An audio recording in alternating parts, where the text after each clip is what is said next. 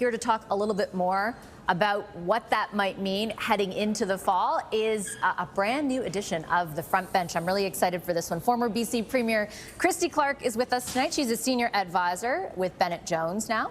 Marco Mendicino is former Chief of Staff to Prime Minister Mark Carney and, of course, a former Liberal cabinet minister under a number of different portfolios. Former Conservative Industry Minister James Moore is here. He's now a senior business advisor with Dentons. And Rona Ambrose is former leader of the Conservative Party and now deputy chairwoman at TD Securities. Hi, everybody. Very nice to see you. Thanks for making time tonight for this. Christy, I'm going to start with you. What do you think of the fact that the Prime Minister used the word austerity, even at all, to describe a budget? Like, my history with politicians is that they run from that word, no matter what party they're in, because Canadians get worried about what it means for them. Do you think it was deliberate, a mistake, and what do you think it signifies? Well, personally, I was thrilled to hear him use the word. It's about time. The civil service has grown by 100,000 people on Justin Trudeau's watch. If he takes out 15%, which is what they're talking about for each ministry, that still only gets us down to the level where after Justin Trudeau had been Prime Minister for 5 years. So we're still talking 2020 numbers in terms of the growth of the civil service. So I think it's great that he's talking about doing that, and not an easy task. But, you know, I think what he's saying to Canadians is, look, as Francois-Philippe Champagne said, we understand that you guys are having a tough time. We understand that Canadians are trying to tighten their own belts.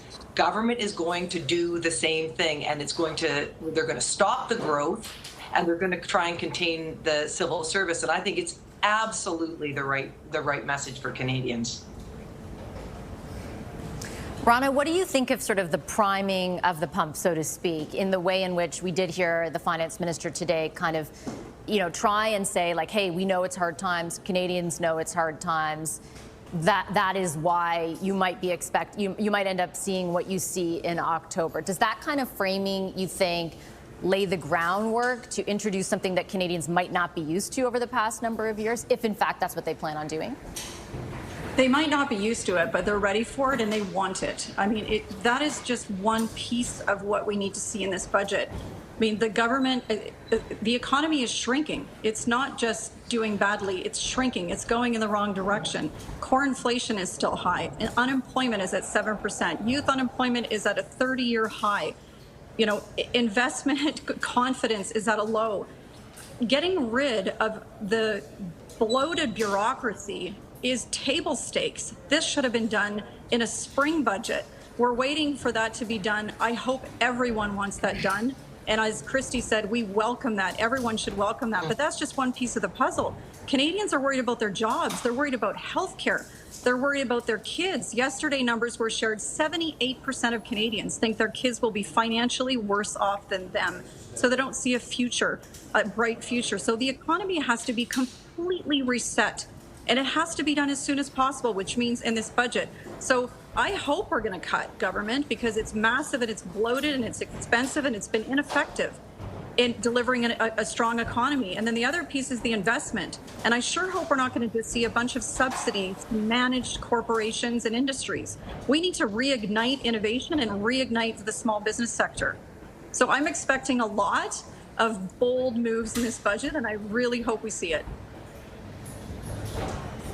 Can I ask Marco just like a question about, in particular, like the language and the idea that what they sort of communicated today was that the minister used the word adjustments when it came to the public service. Like, everybody is asking if there's going to be austerity, will it come at the expense of the public service? Because, as you know, both Christy and Rona pointed out, there is certainly information out there about how the size of that public service has grown. Again, my experience covering this kind of thing is, it's easier at times to signal you'll do it than actually do it. And, you know, saying you're going to cut through attrition is very different than actually laying people off and dealing with unions. So I wondered from your perspective how challenging you anticipate that aspect of things to be. Yeah, look, I agree with many elements of what both Rona and Christy have said. And I think your question really touches on the fundamental choices that have to be made in this process. And I've always known the Prime Minister to be very careful and deliberate in the language that he uses. And colloquially, during the course of his time in government, he's talked about investing more and spending less. And I think when he used the word austerity, he was really evoking the spending less part. And so there will be some, I think, tough choices that do need to be made. But I think the more positive side to the budget narrative will be around investing in major projects. And I would just pick up on your last guest, Scott Moe, Doug Ford, Danielle Smith. A lot of premiers have rallied around the idea of reducing internal trade barriers, building projects that will help to spur on the kind of growth and prosperity that will help to drive a lot of those positive macroeconomic numbers that we all want to see. Mm-hmm.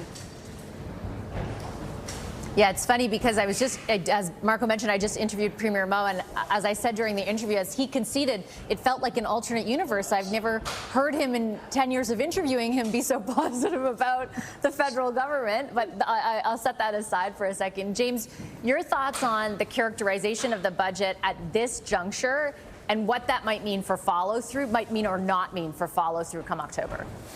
Well, I think the economics of this is incredibly tough, but I also think the politics of this will be tough for the Prime Minister to sort of tell the story that he's trying to sell. He has been lent a lot of progressive voters, and he's going to have to explain to them what it is that he's actually delivering here if he's actually going to rationalize federal government spending in a way that needs to be done, as Rana put it so well. In my lifetime, I don't know that there's been a federal budget with higher expectations, right? We're going to spend more, but we're going to invest. We're going to cut waste, but only on the operations side. We're going to invest more. We're going to be everybody seems to be getting everything, and I don't know that they've primed the pump quite adequately enough for those people who are probably going to be disappointed in a lot of ways. Hopefully, in a way that's accretive to more responsible fiscal spending. As a former president of the United States once said, being all things to all people means being nothing to no one, and he seems to be sort of getting everybody excited about what's going to be the outcome of this budget.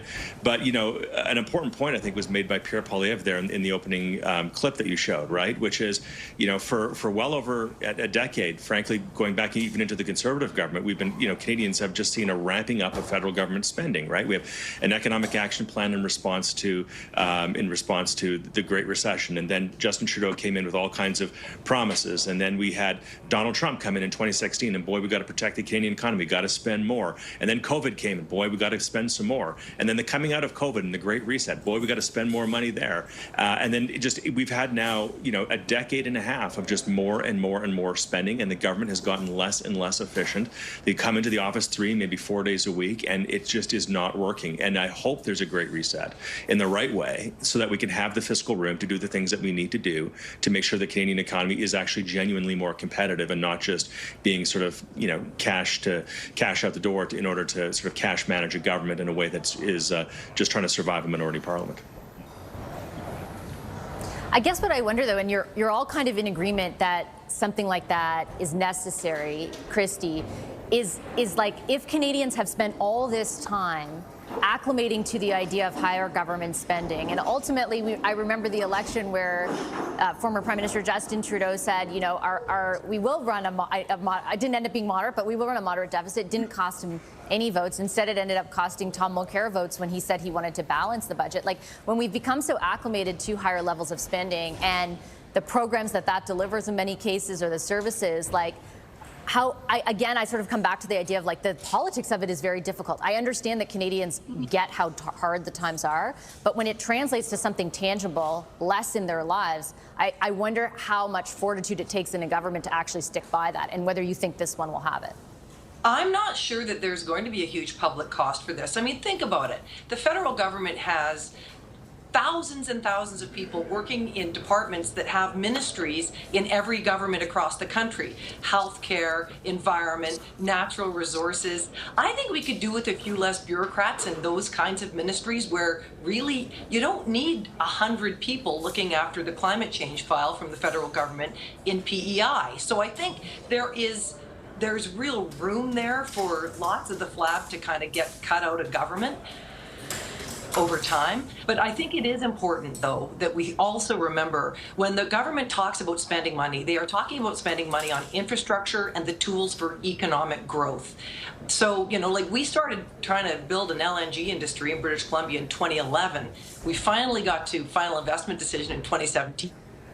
And now it's shipping. It created 100,000 jobs. that's tax money. It goes in to pay for healthcare and education. And and it comes out of your capital budget. So when we think about this, the austerity on one side with a leaner government, and then on the other side, more government spending on projects that are going to put people to work, create tax revenue for governments, and mean that that Canada finds its way back to growth, because you can't grow if you don't invest.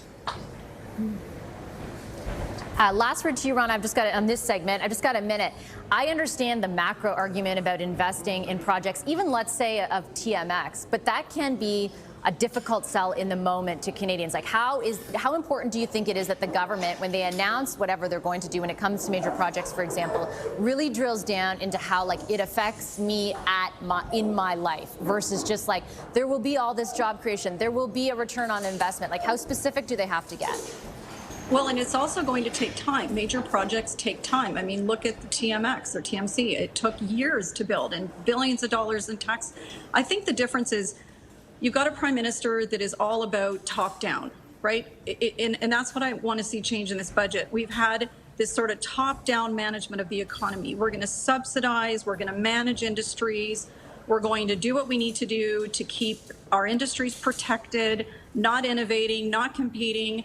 And what that's done is it's left some of our industries really lackluster results, job losses. They are now really exposed to the trade issues from the United States. We're losing people to the U.S. I would like to see Mark Carney say, I believe in small businesses. I believe in the potential of investors to have confidence in this economy. So you know what we're going to do? We're going to deregulate. We're going to lower taxes, both at the capital gains level. We're going to do it on the business side, on corporations. We're going to do it on income taxes. I mean, this all costs money. I get it. But it's a different philosophy. Instead of top down and I'll pick the projects, I'll invest your tax dollars in billions, I'll figure out where the jobs are going to be, what regions they're going to go to. Instead, why don't we actually do what we need to do to reignite the economy from bottom up and let the innovators, the job creators, the investors actually make this economy work? And that's the difference. And we're going to continue, I think, with a government that believes, yes, we got to shrink the public service. Everybody's ready for it. People are fed up with the fact that they're paying so much money in taxes and they're not getting the services that they believe that they deserve and that their children deserve, especially in healthcare. So I think people are ready to see cuts in that way. But on the investment side, we need to see this economy reignited from bottom up, not top down, or at least both of those things. So, we'll see what we see in the budget. And I hope we see some bold moves, because we need it. I got to take a bold move and take a break. James and Mark, I'll get you right in after that break.